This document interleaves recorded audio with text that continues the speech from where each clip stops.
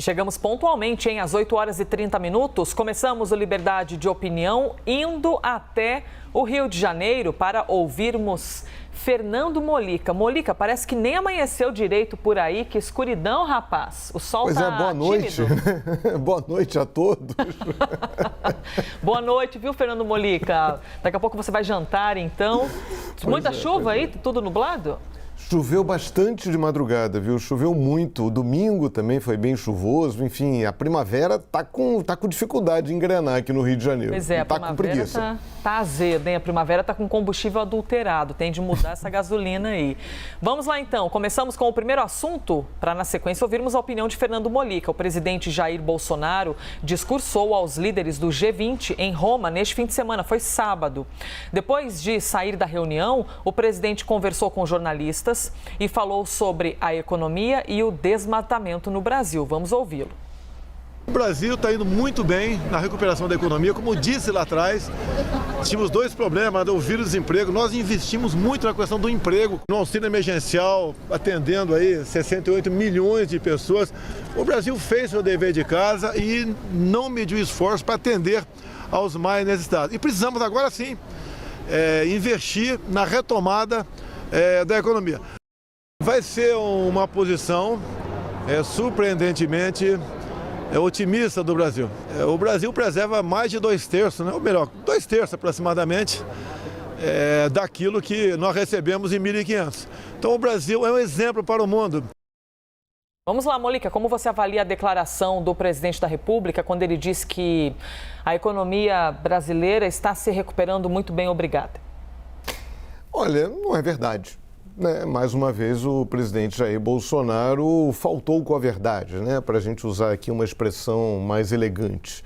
Houve sinais de recuperação, é claro, a recessão do ano passado e muito influenciada também pela pandemia, também pela demora na nossa vacinação. Isso, é claro, isso gerou uma queda muito grande na economia. Era esperável que houvesse uma recuperação, principalmente por conta aí do aumento da vacinação. Mas é uma recuperação tímida causada, essa timidez causada também pelos vacilos e erros do próprio governo.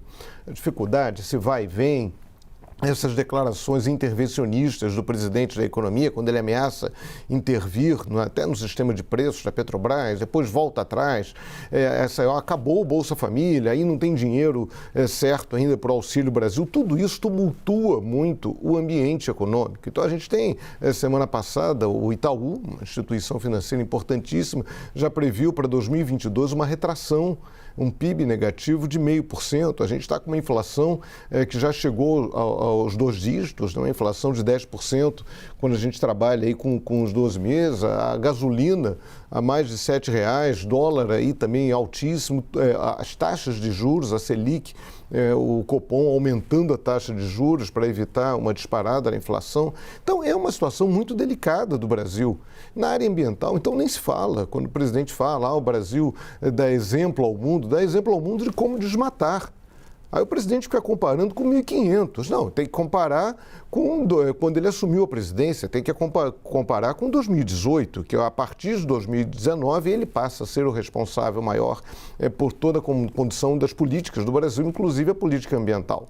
Comparar com 1.500 é mole, vamos comparar ali com 2018. Então o presidente fica com esse discurso vazio, um discurso que reflete inclusive o isolamento dele dentro dessa conferência do G20, a gente viu as imagens, como ele ficou isolado diante de outros líderes mundiais, houve até esses incidentes, agressões a jornalistas, e ele ficou passeando em Roma. Ele acabou sendo, a presença brasileira ficou muito esvaziada nesse fórum, e aí não adianta o presidente vir com essas declarações otimistas que são desmentidas não por mim, são desmentidas pelos números. Elisa. E jornalistas, aproveitando, não é, Mollica? Até porque nós também somos jornalistas, é importante que a gente cite isso. Depois do relato de agressões sofridas por alguns jornalistas, sempre ressaltar que, primeiro, todo o nosso respeito e abraço respeitoso, não é? À distância, a quem passou por esse tipo de constrangimento. A missão de um jornalista, de um repórter, quer ele esteja aqui em uma bancada ou esteja na rua, é fazer perguntas. e quando você ocupa uma posição como um líder nacional, é muito natural que as pessoas lhe questionem. Agora, sofrer uma agressão relatada por um jornalista, aí é bastante delicado. Evidentemente, o caso vai ser apurado, vai ser investigado para compreender o que exatamente ocorreu após esse relato de jornalistas que disseram ter sido agredidos por alguns seguranças da equipe do presidente da República. Todo o nosso respeito sempre. Fernando Mollica, mais algumas questões aí deste encontro da cúpula neste fim de semana. Agora os olhos ficam voltados para a COP26, mas a cúpula, o encontro do G20 é também igualmente importante. Qual a sua opinião sobre a fala do presidente quando ele diz que o desmatamento no Brasil faz referência de que o nosso país é um exemplo para o mundo inteiro e tal? Ele até chegou a citar no meio de uma entrevista de que quando você chega na Europa e olha lá de cima, você pouco vê o que o Brasil tem muito e preservado, né? Fazendo uma referência de que nós estamos muito bem. Como você avalia essas palavras? Olha, mais uma vez, uma tentativa do presidente de negar o óbvio. Sim, houve um desmatamento, o primeiro mundo, né? Os países desenvolvidos destruíram muito as suas florestas, mas isso foi em um outro período histórico. Isso aconteceu num período que não havia uma consciência ecológica clara, não havia uma consciência dos riscos, não havia essa discussão sobre aquecimento global. É um outro momento histórico, foi uma outra situação. Então, o Brasil, demos sorte, né? A gente tem uma floresta muito grande, temos florestas muito grandes, né? Principalmente a floresta amazônica, a Mata Atlântica já foi muito destruída, e o Brasil tinha que usar isso como um ativo, não como um problema. Isso é um ativo do Brasil, isso é a maneira que o Brasil deveria chegar nos encontros internacionais e dizer, olha aqui, nós temos isso aqui preservado.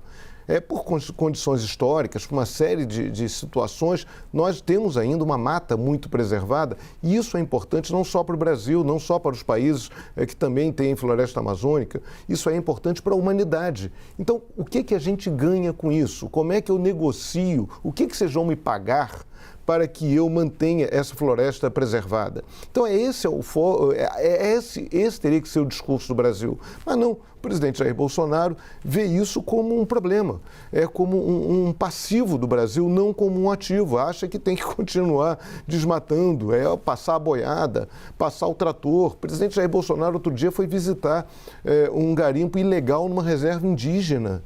Então, ele transforma o que deveria ser uma qualidade num problema. Aí depois fica dizendo, um número, comparando com 1.500. Aí não dá, comparar com 1.500 não dá. E aí, assim, eu vou comparar a campanha do Botafogo lá em 61, 62, não com a campanha do ano passado, em que o Botafogo foi rebaixado. Aí não conta. Elisa.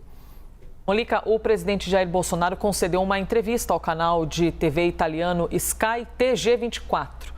O presidente brasileiro falou sobre a pandemia, falou sobre vacinação, desmatamento da Amazônia, mas quando questionado sobre o ex-presidente Lula, que o chamou de genocida, Bolsonaro reagiu. Vamos ver. A acusação do Lula não procede.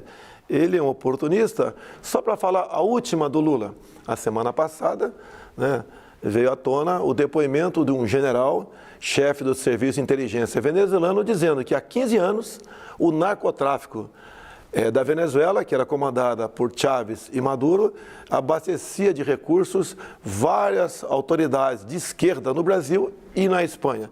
Esse é o último retrato do Lula. No mais, ele foi condenado em 3 instâncias no Brasil e por um casuísmo o processo foi anulado no Supremo Tribunal Federal. Mas é um governo que deixou uma marca muito forte na corrupção no Brasil. Um milagre salvou o Brasil com a queda de Dilma Rousseff e com a minha ascensão em 2018. Fernando Mollica, a CNN entrou em contato com a defesa de Lula, que afirmou que, abre aspas, todo mundo sabe no Brasil e no mundo que Bolsonaro é um mentiroso. Fecha aspas. Não existe registro de investigação sobre uma possível ligação de Lula a esse tipo de crime. Como você avalia, então, Mollica, as palavras do presidente e até por ter se colocado como um milagre? Bem, vamos lá. A questão do milagre deixa com ele, né? Não vamos discutir o que dá para discutir. Se a gente entrar no campo celestial, discutir o que é sobrenatural, vai ficar difícil. Mas vamos lá. Que existe uma luta política. né? O presidente Jair Bolsonaro quer enfrentar o Lula no ano que vem, porque ele pode manter o discurso antipetista, pode fazer aquele discurso que o levou à presidência em 2018, da mesma forma aí que o Bolsonaro é o candidato preferencial do PT. Então, esse tipo de troca de acusação já é uma pré-campanha eleitoral, a gente já está nessa pré-campanha eleitoral. Então, o presidente Jair Bolsonaro vai insistir nisso, na questão da corrupção, que efetivamente foi uma questão fundamental ali nos últimos anos dos governos petistas, a Lava Jato, enfim. Então, essa é uma questão. Esse tema aí das acusações do ex-ministro, ex-não sei o quê, falando dinheiro das Farc, as Farc estão na Colômbia, em Venezuela, isso aí, enfim, é uma acusação, é uma informação, mas não tem nada comprovado. Isso aí também entra na guerra aí agora virou famosa a palavra narrativa, né? É uma acusação sem qualquer prova. No caso dos processos, sim, seria absurdo negar a corrupção na Petrobras. É uma corrupção que não começou nos governos petistas, mas, enfim, foi um momento forte, né, dentro da Petrobras, corrupção que beneficiou partidos até que apoiam o presidente Jair Bolsonaro, como o PP, né, o PP para o qual o Bolsonaro, em tese, poderia vir a se filiar, ao qual ele poderia se filiar. Então, essa é a questão. Agora, os processos contra o Lula acabaram anulados porque se verificou, na visão do Supremo Tribunal Federal, que não havia uma relação entre aquelas acusações de corrupção e a Petrobras. Então, portanto, aqueles processos não poderiam estar em Curitiba, onde a 13ª Vara Federal de Curitiba apurava.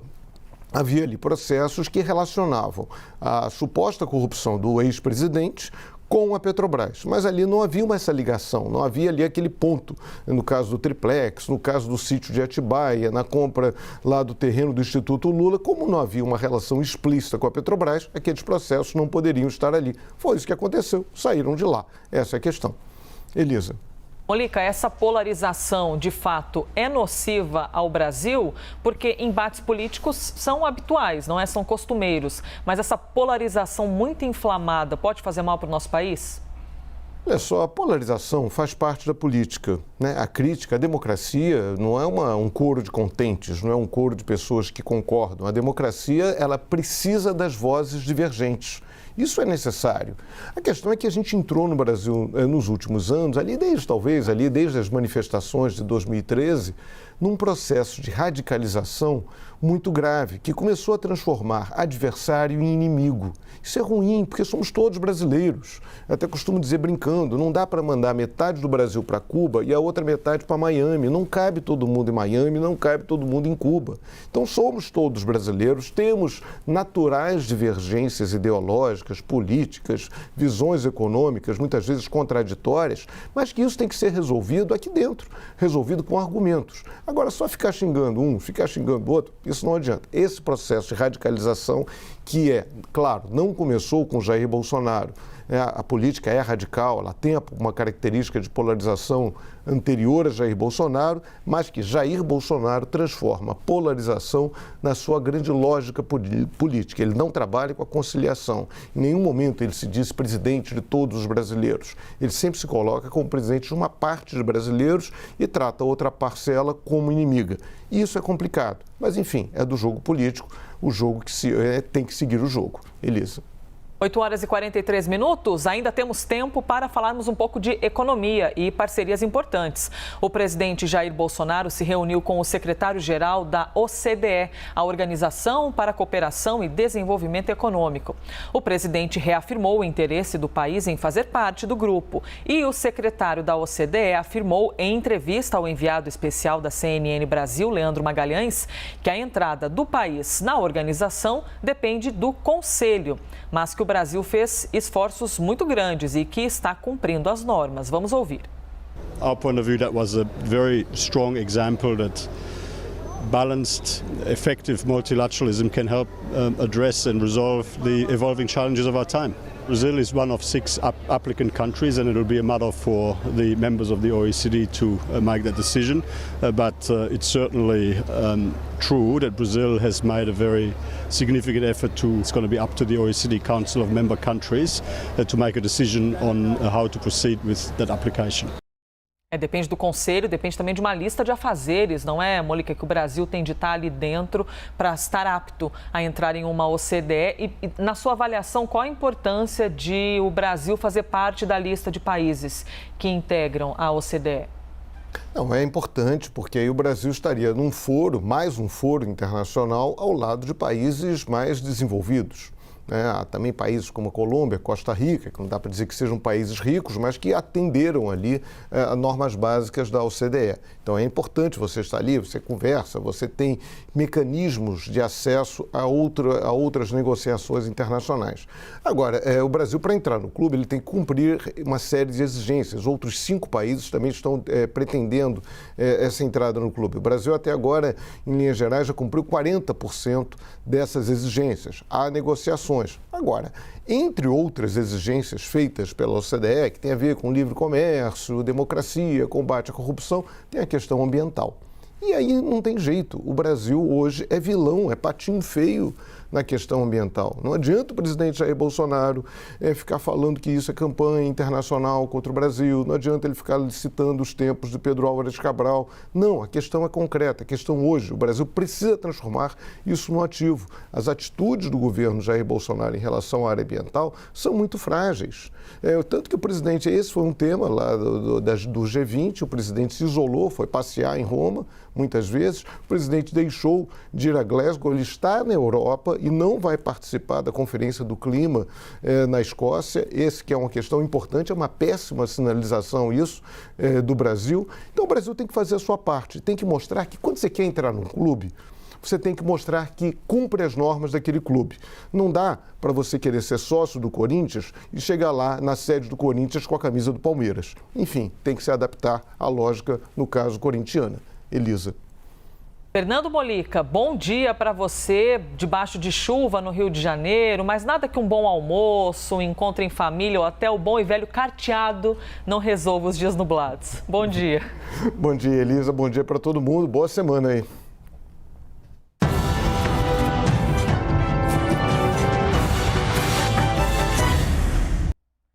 As opiniões emitidas pelos comentaristas do quadro, você já sabe, mas eu repito sempre, não refletem necessariamente a posição da CNN.